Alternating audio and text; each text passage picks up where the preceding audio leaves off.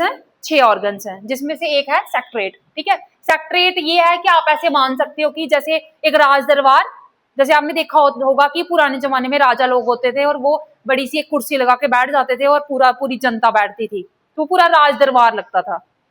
ठीक है, जहां पे हर चीज का जो है हिसाब किताब होता था, कोई भी कंप्लेन है, कुछ भी XYZ कुछ भी है, तो वैसे ही ये सेक्रेट है।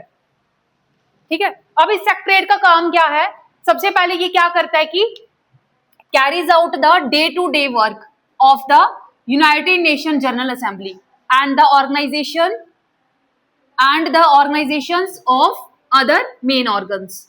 तो ये क्या करेगा, आपके जितने भी मतलब कि पूरा जो यूनाइटेड नेशन का काम है, डे टू डे वर्क को जो है उसका हिसाब किताब लेगा, और वो भी किसका, पूरे जो 6 के 6 ऑर्गन्स हैं। वो थोड़ी ना अपना काम मतलब कि अपना अलग अलग जगह पे अलग अलग तरीके का काम होता है।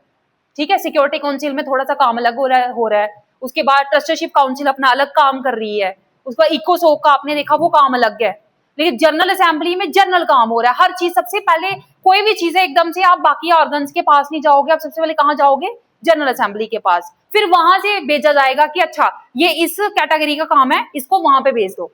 ठीक है, जैसे वॉर टाइप सिचुएशन है तो आप किसके पास चले जाओगे? आपको कहाँ भेज दिया जाएगा? सिक्योरिटी काउंसिल के पास। ठीक है, तो वैसे ही सेक्रेटरीट का क्या काम है कि जितने भी पूरे दिन का जो भी एडमिनिस्ट्रेटिव वर्क है, जो कि यूनाइटेड नेशन जनरल असेंबली के द्वारा इसको हैंड ओवर किया जाएगा, और साथ में बाकी जो ऑर्गेनाइजेशन है यूनाइटेड नेशन की, उनका भी पूरा काम जो है वो इसको हैंड ओवर किया जाएगा और ये कैरी आउट करेगा उसको। ठीक है, उसके बाद अगर सेक्रेटरीट की हम बात करें तो यहाँ पे एक राजा का होना भी जरूरी है, नहीं? सेक्रेटरी राज दरबार है, तो वैसे ही यहाँ पे एक हेड होता है जिसको हम बोलते हैं सेक्रेटरी जनरल। तो एट प्रेजेंट ये आपको एक मार्क्स का MCQ आ जाएगा। तो एट प्रेजेंट सेक्रेटरी जनरल कौन है यूनाइटेड नेशन में, सेक्रेटरीट में? Antonio Guterres. ठीक है, एंटोनियो गुटेरस कौन से राज्य से बिलोंग करता है, कौन से देश से बिलोंग करता है? पुर्तगाल से। ठीक है, पुर्तगाल से है वो। तो secretary general is the head of the secretariat.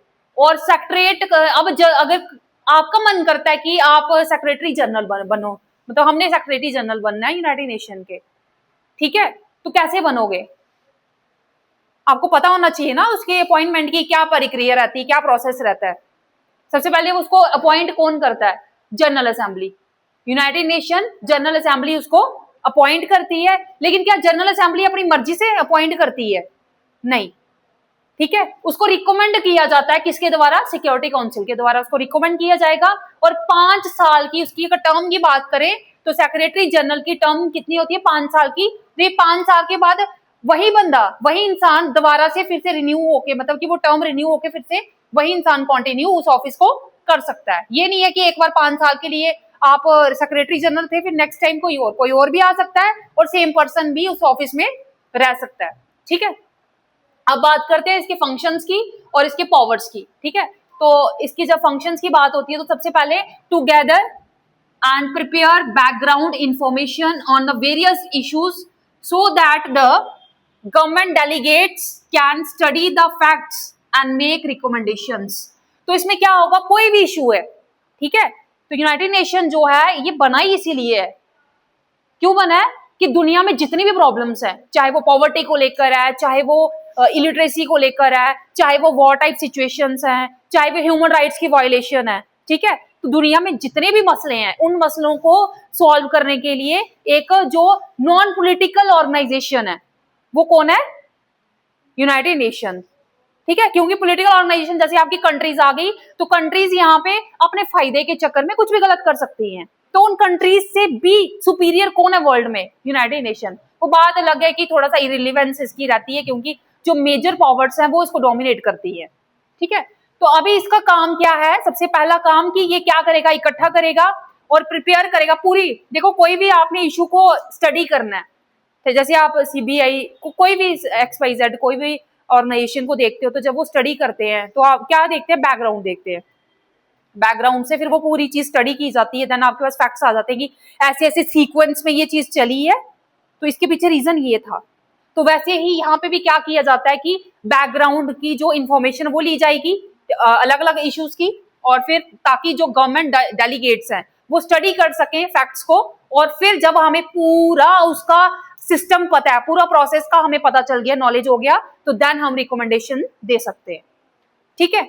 और दूसरा इसका क्या काम है, to help carry out the decisions made by the different organs of the United Nation, कि यहाँ पे ये क्या करेगा कि अलग अलग जो फैसले दिए जाते हैं किसके द्वारा, यूनाइटेड नेशन के ऑर्गन्स के द्वारा, तो उनको भी ये फैसला दे दिया ना। देखो जैसे मैं हेड हूं और आप सारे मेरे ग्रुप में हो, ठीक है, आपको मैंने अलग अलग फील्ड के काम सौंपे हुए हैं, तो आप लोग अपनी रिपोर्ट मुझे दोगे, ठीक है, फिर मैं आगे उस चीज पे पूरा स्टडी करके आगे उसका जो सॉर्ट आउट करके पूरा उसका एक मतलब सोल्यूशन लेकर आऊंगी, ठीक है। तो वैसे ही जो सारे ऑर्गन्स हैं वो क्या करते हैं, अपनी अपनी रिपोर्ट किसको सबमिट करवाते हैं, सेक्रेटरीट में, ठीक है। उसके बाद टू ऑर्गेनाइज इंटरनेशनल कॉन्फ्रेंसेस, जितनी भी इंटरनेशनल कॉन्फ्रेंसेस होती हैं वो सारी सेक्रेटरीट के द्वारा ही ऑर्गेनाइज की जाती है। उसके बाद to translate speeches and distribute documents into the United Nations official languages. तो देखो पूरे वर्ल्ड में कितनी कंट्रीज हैं, 195, ठीक है। तो अब जो लास्ट कंट्री थी जिसने यूनाइटेड नेशन में को ज्वाइन किया वो कौन सी थी, याद है? हाँ, साउथ सूडान, ठीक है। तो अभी देखो 195 है, तो अलग अलग लैंग्वेजेस हैं, तो अब हर किसी को, जैसे आपने रशियन प्रेसिडेंट को देखा होगा, अब जो रशियन प्रेसिडेंट है तो वो हमेशा रशियन भाषा ही बोलता है, ठीक है। कोई वर्ड आपको, आपने रशियन वर्ड पढ़ा कहीं अपनी बुक में, एनसीईआरटी में, कहीं फर्स्ट सेकंड चैप्टर में कहीं? देखो इतनी मेमोरी शॉप है आपकी, मतलब कि यहाँ थोड़ा ना कोई क्वेश्चन लर्न करना था। एक चीज हमेशा याद रखना, कहते हैं ना हम वक्त को बर्बाद करते हैं, लेकिन जब वक्त हमें बर्बाद करता है ना फिर मजा बड़ा आता है, फिर इंसान रोता है कि काश मैंने कर लिया होता, लेकिन टाइम निकल गया होता है। यहाँ से ही पता चलता है कि मतलब आप कितने मेंटली प्रेजेंट हो। यहाँ कहानी जैसी तो सुन रहे हो, वो वर्ड मैंने इतने मजे से बताए थे कि पेरेस्ट्रोइका, ग्लासनोस्ट, याद आया कुछ? अरे भाई गोरबाचेव ने जो रिफॉर्म्स लाए थे, पेरेस्ट्रोइका, ग्लासनोस्ट, तो वो रशियन वर्ड्स नहीं थे।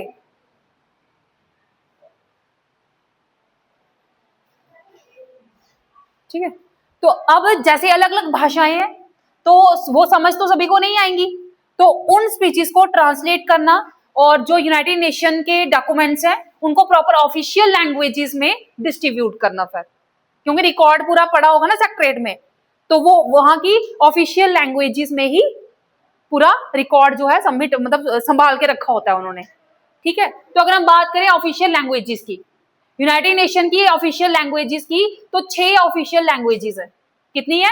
6 ऑफिशियल लैंग्वेजेस है। कौन कौन सी है? Arabic, Chinese, English, French, Russian और स्पेनिश। इसको थोड़ा सा आप याद ऐसे रख सकते हो कि 2 एशियन है, अरबिक और चाइनीज एशियन लैंग्वेजेस हैं, 2 यूरोपियन है, इंग्लिश और फ्रेंच, और जो 2 है रशियन और स्पेनिश, ये 2 मेजर पावर्स है, ठीक है।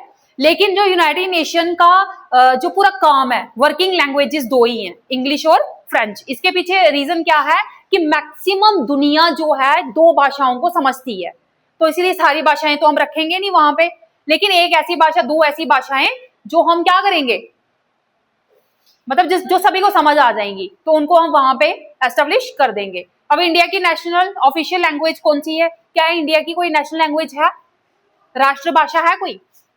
अगर आप ऐसे स्टडी करोगे इंडिया की कोई राष्ट्रभाषा नहीं है। इसके पीछे रीजन ये है कि साउथ और नॉर्थ के बीच में लड़ाई शुरू हो जाती है। ऐसे हिंदी हम बोलते तो है मातृभाषा, लेकिन अब साउथ के लोग क्या बोलते हैं? इंग्लिश, और नॉर्थ वाले लोग हिंदी, तो थोड़ा सा बीच में क्लैश आ जाता है, जो हम सेकेंड बुक में अच्छे से स्टडी करेंगे, ठीक है। तो वैसे ही यहाँ पे भी कितनी ऑफिशियल लैंग्वेजेस हैं? 6, जिसमें से 2 हैं वर्किंग लैंग्वेजेस, ठीक है।